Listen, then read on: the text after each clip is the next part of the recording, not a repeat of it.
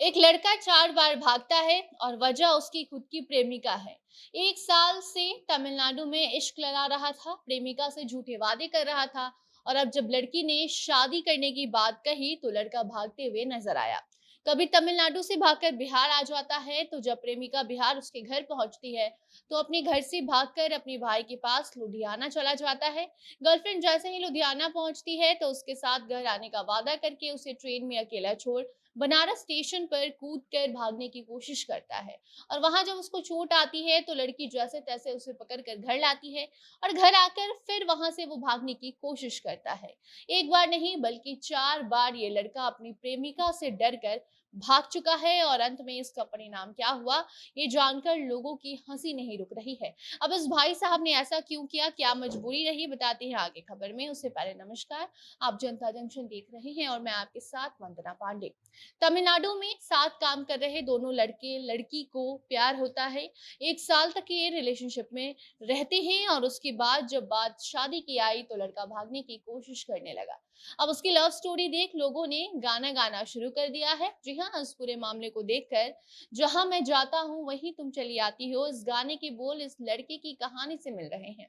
ये लड़का अपनी प्रेमिका से पीछा छुड़ाना चाह रहा है और लड़की है जो बार बार पीछा करके आखिरकार इससे शादी रचा चुकी है।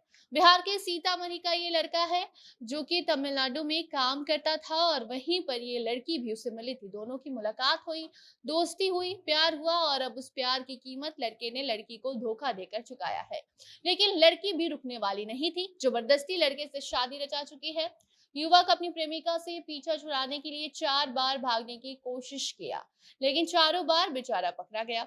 लड़का जहां जाता था लड़की वहां उसका पता लगाकर पहुंच जाती थी।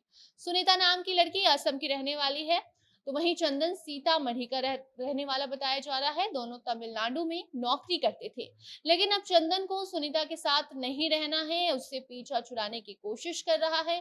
4 बार भागने की कोशिश ये कर चुका है लेकिन चारों बार असफल रहा। लड़की ने उसे पकड़कर पुलिस के सामने पेश किया और उसके बाद दोनों की शादी हो गई। शुरुआत चंदन अपनी गर्लफ्रेंड से पीछा छुड़ाने की तब करता है जब वो तमिलनाडु में नौकरी छोड़कर सीधे अपने गांव बिहार आ गया और अपनी गर्लफ्रेंड को बताया भी नहीं। जब चंदन के गांव चले जाने की जानकारी प्रेमिका को मिलती है तो लड़की उसके घर पहुंच जाती है और जैसे ही उसने अपनी प्रेमिका को घर पर देखा तो घर छोड़कर अपने भाई के पास लुधियाना भाग गया। सुनीता जानकारी इकट्ठा करके लुधियाना जब पहुंचती है तो वहां से दोनों साथ में घर आने का प्लान बना लेते हैं, लेकिन रास्ते में ही चंदन एक बार फिर भागने की कोशिश करता है। सुनीता को धोखा देकर ट्रेन में उसे अकेले छोड़कर बनारस स्टेशन के पास ट्रेन से कूदने लग जाता है। कूदने के दौरान ज्यादा चोट आती है जिससे वो स्टेशन से भाग नहीं सका। उसकी गर्लफ्रेंड ने जैसे तैसे उसे पकड़ा और फिर दोनों सही सलामत घर वापस आए, लेकिन घर से भी लड़ झगड़ कर लड़का फिर फरार हो गया। होली से ठीक 1 दिन पहले दोनों का किसी बात को लेकर झगड़ा होता है और चंदन घर में ताला लगाकर भाग जाता है। उसके बाद थक हार कर सुनीता ने पुलिस स्टेशन में शिकायत दर्ज करवाई। पुलिस ने चंदन को ढूंढकर दोनों की हिंदू रीति रिवाज के साथ शादी करा दी है। पुलिस वाले ही बाराती बने। थाने के पास स्थित शिव मंदिर में दोनों की शादी हुई है। अब इस भगोड़े दुल्हे की चर्चा चारों ओर हो रही है, लेकिन लड़की ने जबरदस्ती इससे शादी रचा ही ली है। अब आगे क्या होता है ये तो नहीं पता, लेकिन लोग इनके इस लव स्टोरी को देखकर अपनी हंसी नहीं रोक पा रहे हैं।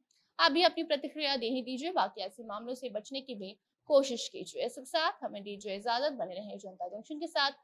कैमरे के पीछे थे विशाल और मैं थी आपके साथ वंदना। धन्यवाद।